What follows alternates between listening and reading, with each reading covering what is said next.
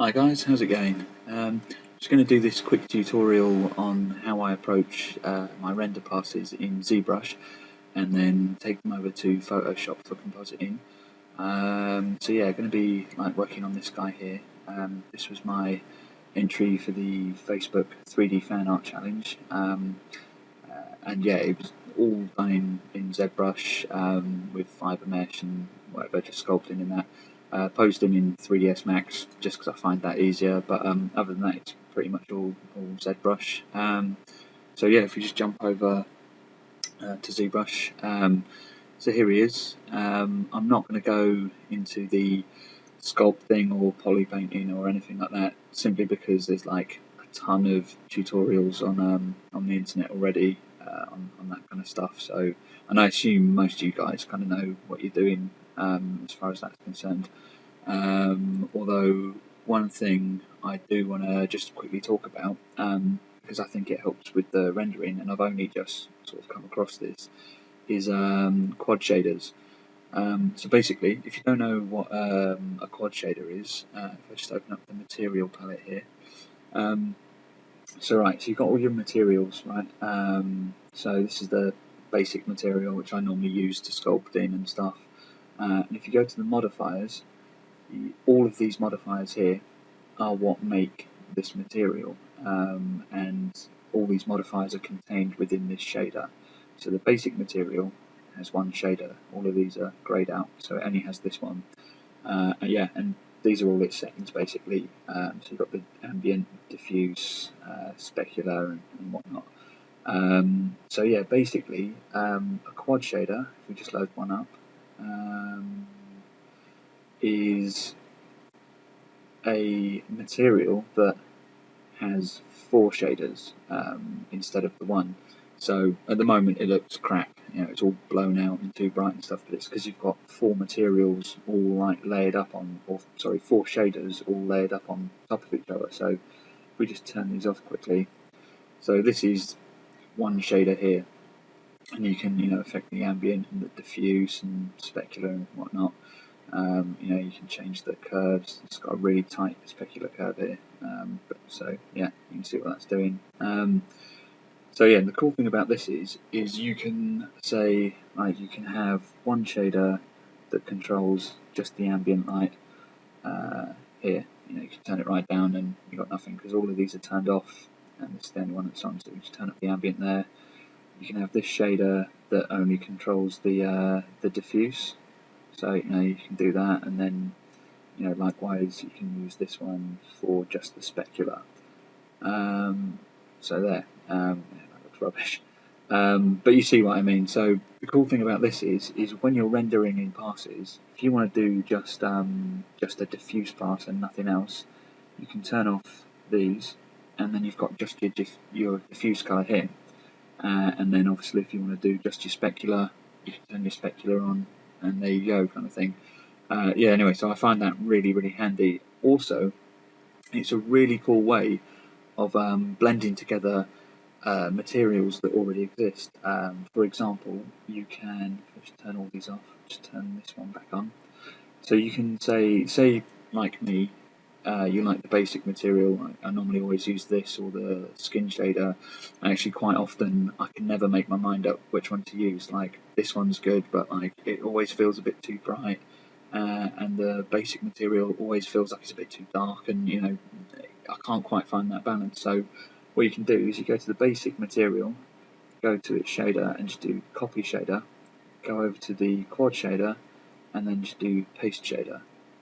So basically, what I've done is in my quad shader I've now got my basic material. You can see there's no difference between them.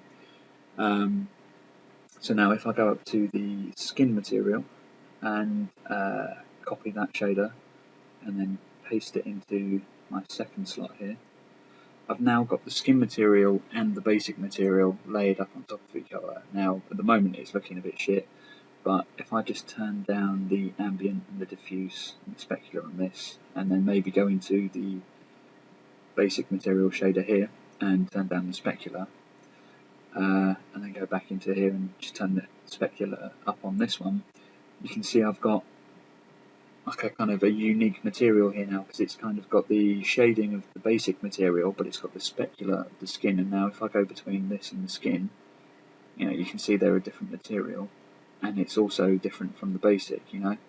So I've kind of you know, made something that's kind of slightly between the two. I could also come in here and just turn the ambient up a bit on the skin shader bit, and the diffuse a little bit, whatever, you know, just sort of play around until you get something that you like. See how that's kind of different to those. So anyway, yeah, that's basically what I did, and then I ended up like creating this. This was the shader that I used here. So I've got like the specular there. So basically,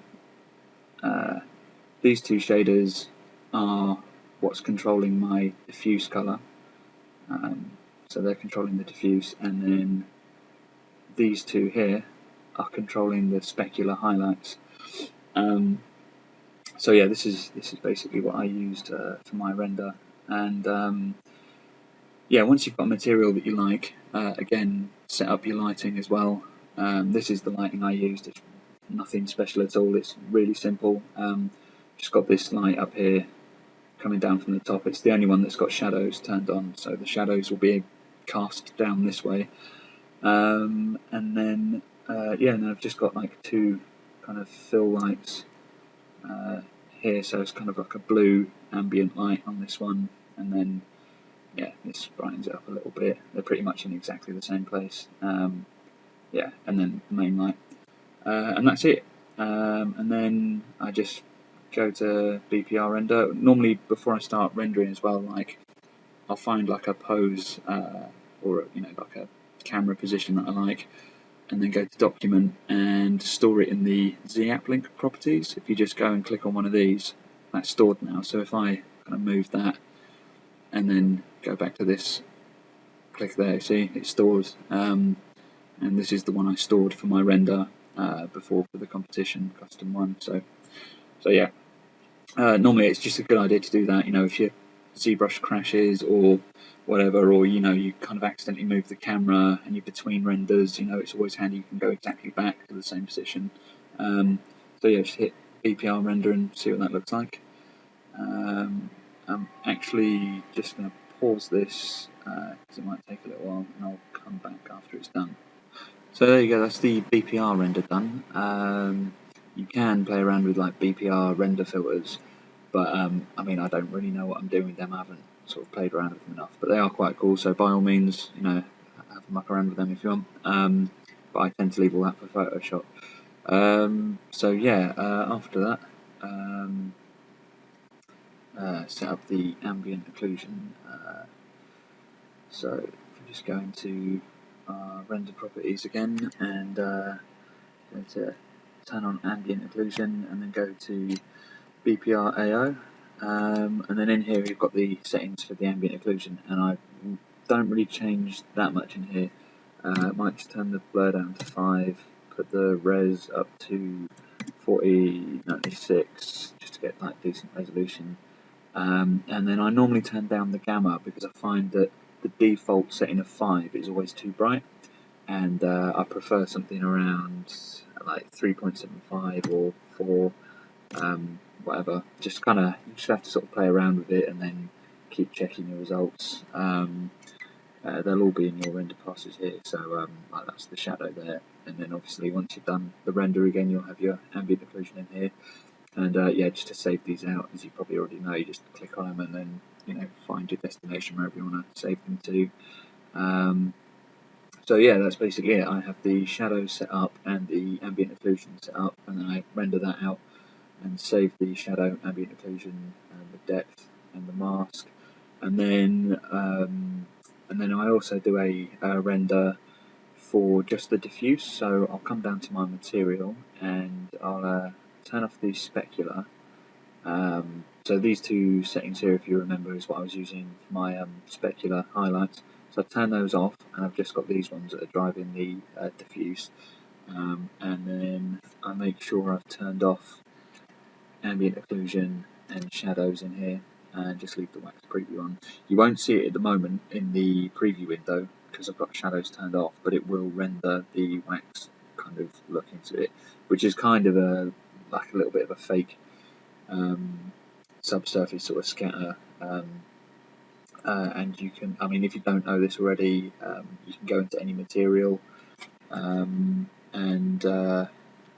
on the material modifiers there's a wax modifier.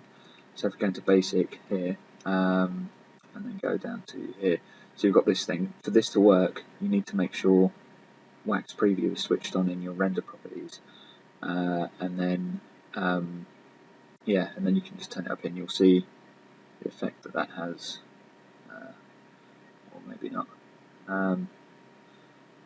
Okay, but anyway, oh yeah, of course not, because I don't have shadows turned on. Right, so yeah, if we go to basic material and then whack that up now, you'll see, there you go.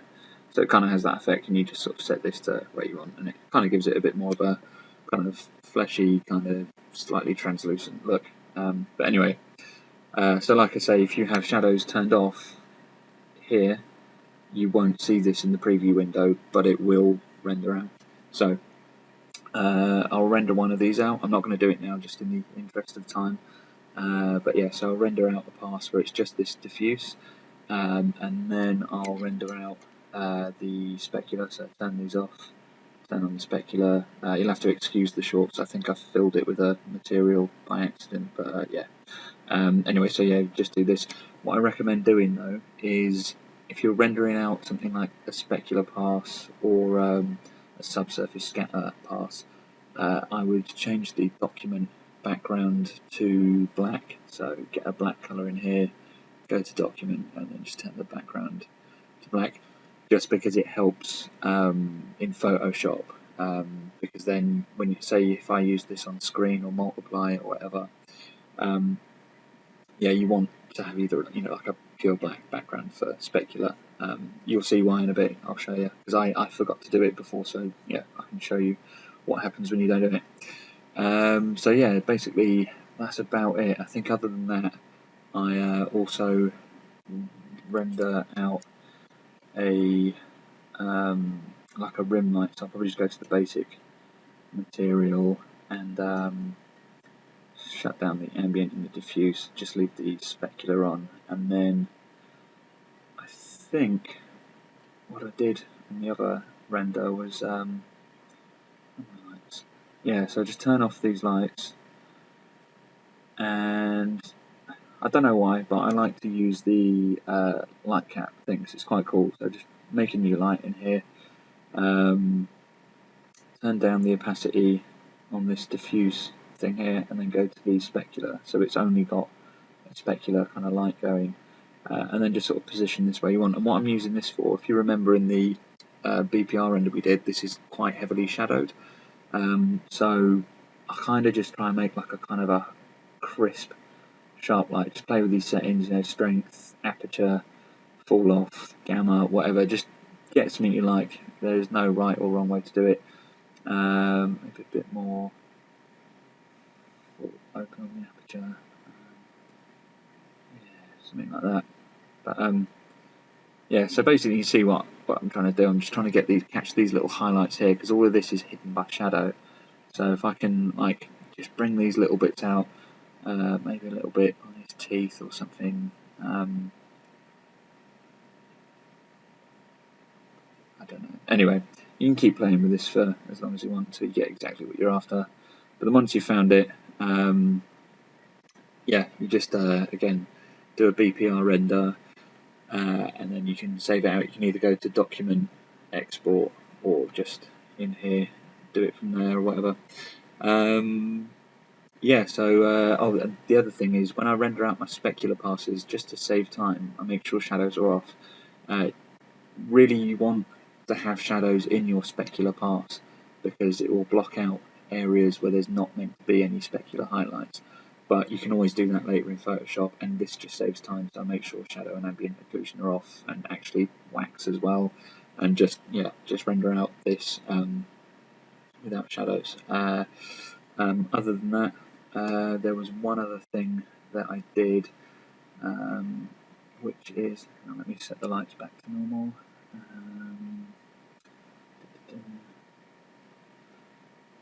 So yeah, the other thing I did was like a fake subsurface scatter, and so what I did for that was got it in another material here. So yeah, you can see this has kind of got like a red glow around it. This is just another quad shader material I made, different one. I'll just turn these off. So it's just this one on. So yeah, this is just a shader that I copied from another material and put in here. I think I can't remember exactly where it was, but I think if you go to Lightbox projects and then demo projects, there should be a subsurface scatter project. If you load that up, the material that's in there is the subsurface scatter material, and in that material is this shader. I just copied it straight out of there and pasted it into a new material here. And anyway, what it does is you kind of just mix your material together with these different colours, and so you put kind of like meaty, fleshy tones in here, because this is kind of like what's meant to be underneath the skin. And then once you've got your kind of colours in here, you just play around with these. It kind of blends it together differently. I, to be honest, didn't really know what I was doing in here. I just did it until I got the effect I was after. But the main thing that makes this work is here in the mixer. This before was being driven by the SSS, and I changed it from that to being driven by the Fresnel here. So if that's set to 0, this is just like a blend of all these colours here. But if you turn this up, you can see it starts pushing it out kind of to the edges. And if you play around with that and this in here, and even the Fresnel factor in here, you can kind of get, I don't know, something like that. And then you can render this out, and then, it's not exactly an accurate subsurface scatter thing, but it's just loads easier to kind of do. So it all depends on how accurate you want to be with it. And I think this kind of works anyway. So what I'll do is I'll render that out, and that is it. That's it for like kind of rendering passes. One other thing I forgot to mention actually was on the shadow pass. If you want to get like the floor shadowing, you just make sure you've got the floor turned on, and that's it. And then just render, and it will include like floor shadows in your shadow pass there. If the floor's like too small, like it was for me, if you go to draw, and like originally my floor was like that, it was tiny, so you need to turn it up and make sure it's big enough to catch your shadows. So you just use this grid size here, and that's in the draw palette.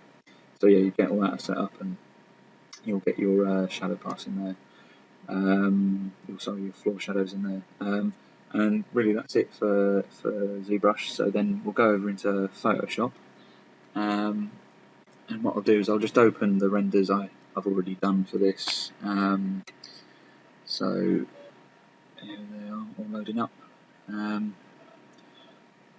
So there was one other pass in here that I didn't show you, but it's pretty straightforward. It's the ID pass, which you probably already know. You just kind of use the flat material shader, and then you just fill all of your objects.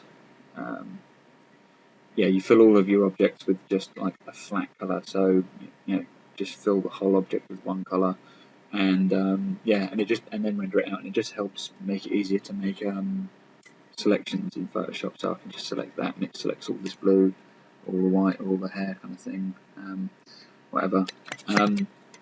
So yeah, and I did that because I use it later for the eyes. So basically, I'll be building everything on top of Diffuse pass here.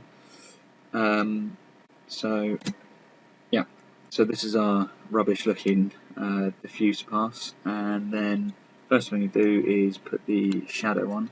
So just get your shadow pass, copy, and then paste it on top, and just set it to multiply, and maybe just knock the opacity down to something like 90. So kind of got the shadows there. I hope you guys understand this. I'm kind of assuming you have like a basic knowledge of compositing in Photoshop and stuff.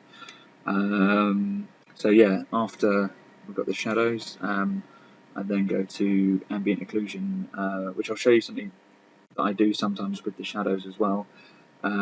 which is I go down here to the layers and make a solid color layer, and then pick something. I normally pick something either like a pinky, reddy color. I don't know, something around about here, and then you see this layer mask here. We'll be pasting our ambient occlusion information into this mask, and what that will do is it will mask out this color where all this dark information is. But for that to work, we have to invert this first. So just go to Image, Adjustments, Invert, and then just copy that and go to the channels and just paste it into the mask. And so there we go. So this is our ambient occlusion, but it's got a tint to it now. So we just turn that to multiply. The reason I tint it is because yeah, it kind of gives it more of a kind of like a fleshy kind of look. If it's kind of got a bit of a reddy colour in there. And the reason I use a solid colour pass as well is because if you don't like it, if you've got to change it, you can just come in and just change the colour in here. It's kind of hard to see with it on multiply, but if I put it back to normal, you can just sort of change this colour however you want to whatever kind of colour you think works. That's quite a good colour there. Yeah, and then I always set it to multiply, and it's a really kind of subtle effect, but it adds to it. So yeah, I'd probably knock this down a little bit. Maybe something like 70 or whatever, 75. Okay, so after that we go onto the specular kind of highlights after I've done ambient occlusion. The reason I do ambient and then specular is because I don't know if this actually makes sense in like real world physics, but like I always imagine that the specular highlights kind of shine through, like they wouldn't shine through the shadow. Like I was saying earlier, you need shadow to occlude the specular highlights, but with an ambient occlusion shadow, it's kind of light would still kind of shine through it. I don't know. Anyway, that's the way I kind of think about it. But yeah, I kind of like what it looks like. So I'll get my specular pass here. Now this is what I was mentioning earlier. I forgot to change the background to pure black. So what I'm going to have to do now is, if I just double click on that so that I can edit. Right, so I'll create a new layer underneath this one and just fill it with black. And then I'll find my layer, my mask layer, copy that, and create a layer mask for this. Paste the mask in there. So basically what I'm doing here is cutting out the background that was on there. If I just disable the layer mask, you can see it was grey and now it's black because this is masking out around this guy, and now we can see this layer there. And then I just merge those down. So yeah, and then I just copy that and go back to our diffuse project. Yeah, and then just paste that on top and set it to either screen or multiply. Not multiply. What am I talking about? Linear dodge. Now you can see here, because I didn't include the shadow pass on top of this, I rendered it without the shadow pass. You can see these specular highlights coming through the shadow, and it just looks wrong. So what you do before you paste the specular back in there, you want to go to your shadow pass, copy that, paste it on top, and then set it to multiply. And then you can see now that shadow's blocking out those highlights in the right areas. And then again, just merge those down. It's Control Shift and E to merge that down, and yeah, copy that and we'll delete this one and just paste that on top. Set it to multiply. Set it to screen or linear dodge. So there you go. Got these nice highlights in there now. Cool. After specular, I then go to the rim, like the rim light, just to kind of like get these details that we can't see in the shadow. So so that's this one, and just paste that on top again, and again just set that to linear dodge. You can even colorize this. I'll do that now quickly. Again, just a solid color layer. Pick any color just to start with, and then in the channel at the side there, just paste in your rim light. And yeah, so we've got like this yellow highlight there, and you could change it to like a kind of sci-fi blue or whatever. Yeah, I'll go for like a yellowy colour, I think that'll do. Also, his eyes are looking really dark here, and I don't like it. So what I'm going to do is just make a copy of this by holding Alt and dragging on it, and just pulling out a new copy of it. And I'm going to stick this. I'm going to put it underneath the specular, just here. So what I'm going to do now is go to the ID layer and just select these eyes here and go to select, save selection, and then choose the diffuse project up here, because that's the one we're working in. So choose that as the document I want to save this selection into, and then just give it a name. So I'm going to call it eyes. Done. And then go back here, select, load selection, and then just find it in here, eyes. So I've selected around those eyes on this layer. So now just go to selection and invert that and delete, because all I wanted was the eyes for this. And the reason for that is, like I was saying, it's a bit dark. So just by turning this on here, we get a better look on the eyes there. I'll just turn it down a bit, maybe to 30 or something. Yeah, that looks okay. And I think I've also got a specular pass here for the eyes, just to make them pop a bit more.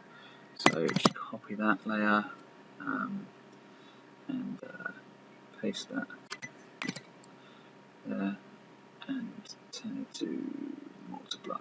No, linear dodge. So there you go. It just makes them, gives them a little bit more kind of definition.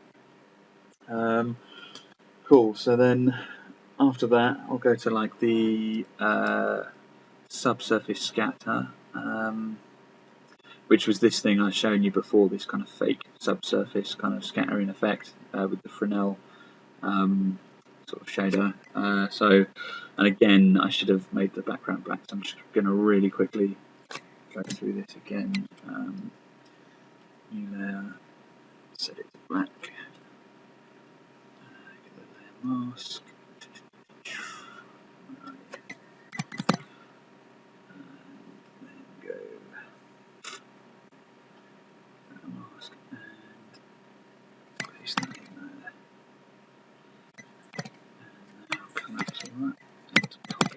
Cool, that's done.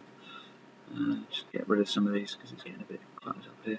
Cool, so I'll just paste that on top of all of these and set it to multiply. No, I do this every time.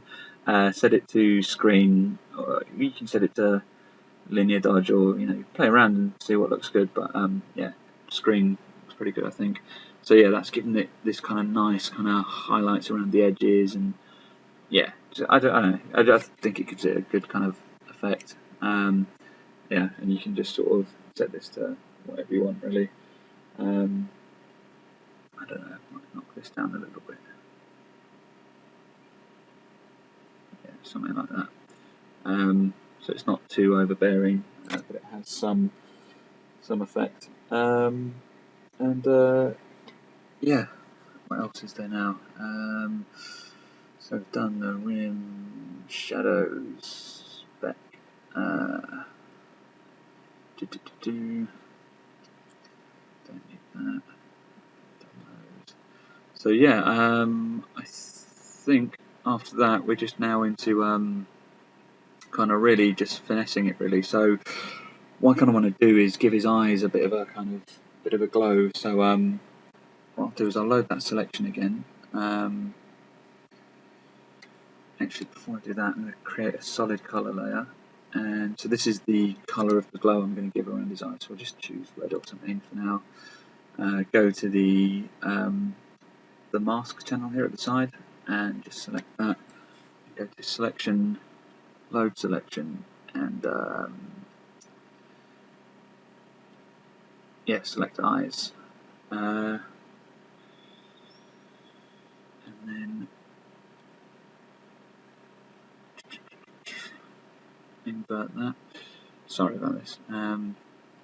Yeah, just fill that with black on there.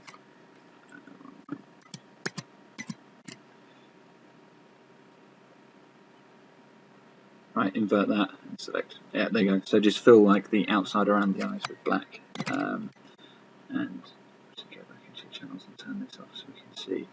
So, okay, it looks a bit rubbish at the moment, but if you have this selected here at the side, there's a mask for the colour fill, and then go to filter and blur, and then choose the Gaussian blur. You can then kind of blur the mask that this has. See if we can see a preview of it in here. There we go. So there it is there. You can see we're kind of just blurring that mask. So that's what it would look like, and then with the blur. So yeah, get something you like and hit OK, and then again we can change this to screen or something like that. I might go for linear, it's just a bit better. Just zoom in on this guy.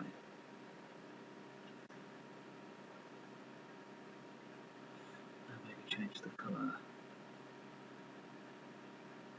Yeah, that was pretty cool. So yeah, something like that. And then I think I also did like a kind of a glow kind of behind him. So yeah, for that I copied, because I kind of wanted to keep this colour of the background, but just have this kind of glow coming from behind him. So again, I came to the base layer here, hold Alt, click on the layer and drag down to just duplicate that.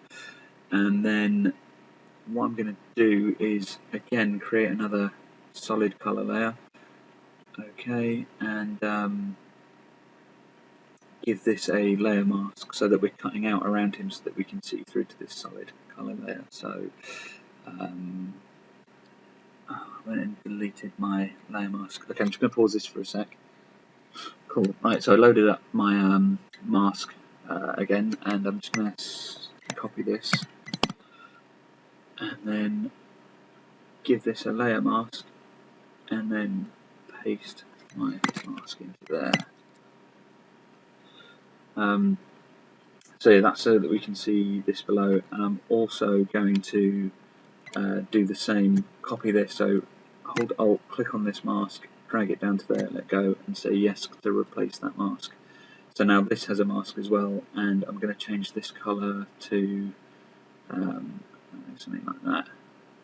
So you can kind of see it coming through in his hair here. So basically what I've done is, if I turn everything off up here, you can see that I've basically just got the outline, the kind of silhouette of him, and giving it a colour, and then everything else we've done is all on top of this. Now the reason for that is what I'm going to do is blur this mask, and when I blur this mask, this colour will kind of like glow out from behind him.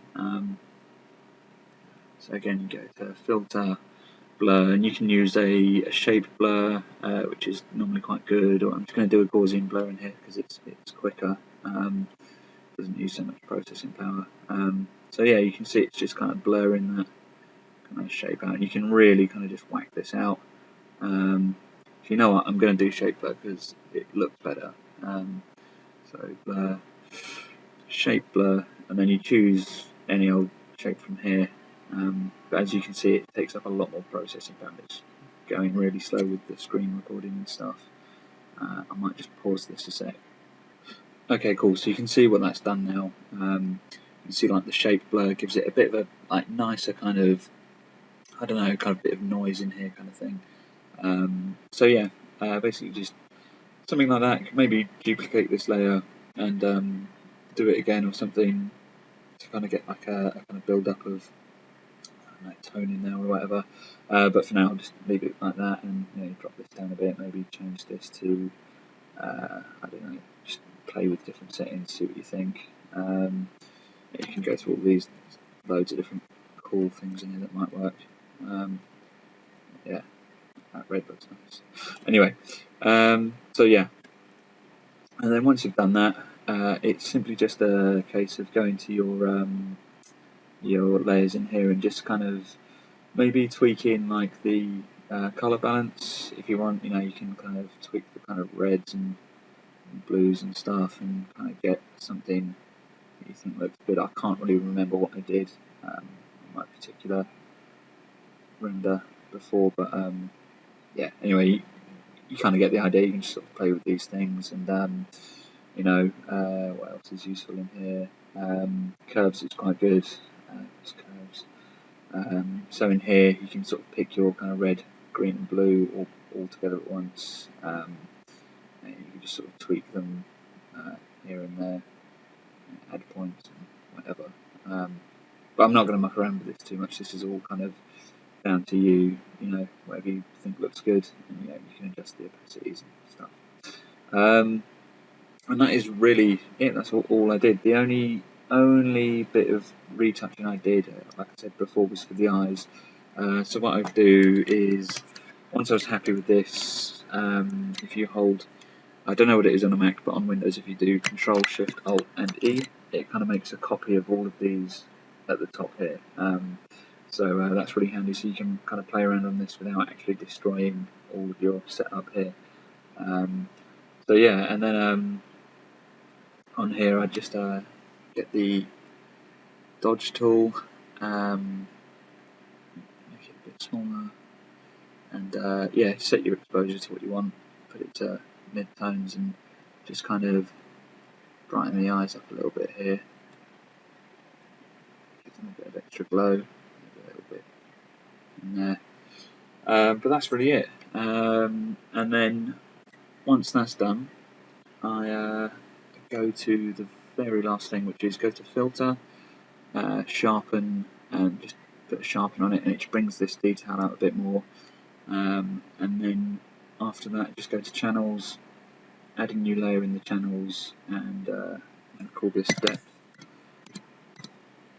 And then in this channel, I'm going to go to my depth pass, copy this, and then just paste that in there, and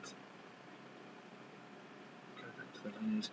Right, so because we've got this depth in our channels here, what we can do is go to filter, blur, lens blur, and with the lens blur you can choose the source. So we go down to depth, and now it's going to use our depth pass as the source, and basically what you do is you just click on where you want the camera to focus. So click on like the end of the nose, so the face or whatever is in focus, and then you just use the radius to blur, and it's going to blur the image based on its depth. So stuff that's far away will be out of focus, stuff that's close will be in focus. Although if you want to switch that round and click on the hand, this will be out of focus and that's in focus. So yeah, it just uses that depth pass to kind of do that. So yeah, I normally just click on the end of the nose, and then I try not to have too much of this because it's really kind of, it looks really cool, but you can really easily overdo it. So I just go for something really subtle. So you don't want to get rid of too much of the detail. But anyway, you just kind of do that how you want. And that's it basically. So yeah, that's it in a nutshell. I hope I didn't ramble on too much. It's gone on a little bit longer than I originally intended, but yeah, I hope you guys found that useful, and if there's anything you want to know, please don't hesitate to ask, and yeah, hopefully that's helped you all. Okay, cool, hope you all have a good time, and yeah, cool, enjoy.